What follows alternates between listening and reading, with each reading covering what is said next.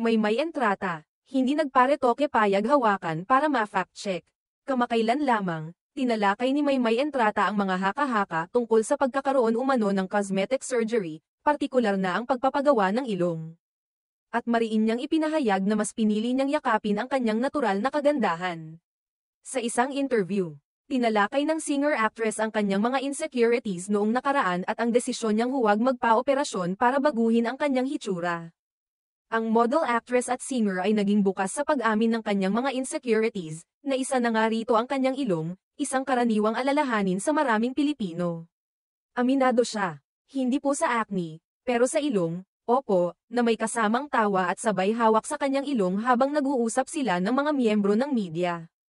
Ibinahagi niya na bagamat may mga pagkakataong naging conscious siya sa kanyang ilong, hindi naman siya nakaranas ng malubhang acne, na ayon sa kanya ay dahil sa masusing skincare routine. About sa acne, praise God talaga, hindi ako nagkaka-acne.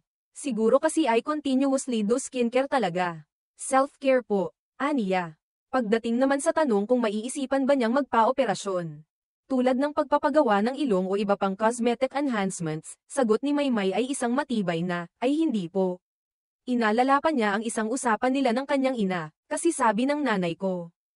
Hindi nakita anak kapag nagpa-rhinoplasty ka, so sabi ko, no, hindi po. Kaya naman ang kanyang desisyon na manatiling natural ay naging mas matibay. Pinalakas pa ni Maymay ang kanyang pahayag sa pamamagitan ng pagpapakita ng pagiging tapat. Sinabi pa niyang wala siyang ginawa o isinagawang cosmetic procedure sa kanyang katawan at nagbiro pang imbitahan ang mga tao na, fact check, ang kanyang pahayag. Go ahead, fact check niyo po.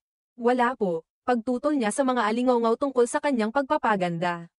Sa mga pahayag ni Maymay, makikita ang kanyang pagpapahalaga sa pagiging tapat at natural. Ang kanyang desisyon ay nagpapaalala sa marami na ang pinakamahalaga ay tanggapin at mahalin ang ating sarili sa kabila ng mga imperfeksyon.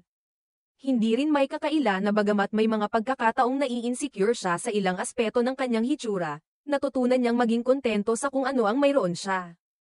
At patuloy na pinapalakas ang loob sa mga positibong gawain tulad ng skincare at self-care. Bilang isang public figure, ipinakita ni Maymay ang kanyang lakas at confidence sa pagpapakita ng kanyang tunay na itsura, at ito ang naging inspirasyon sa maraming tao na mas maging komportable at masaya sa kanilang sarili. Hindi kailangan ng mga panlabas na pagbabago. Sa pamamagitan ng kanyang karanasan, ipinapakita niya na hindi kailangan ng external na pamamaraan upang mapatunayan ang ating halaga, kundi sa pagtanggap sa ating sarili sa kung anong anyo tayo ipinanganak.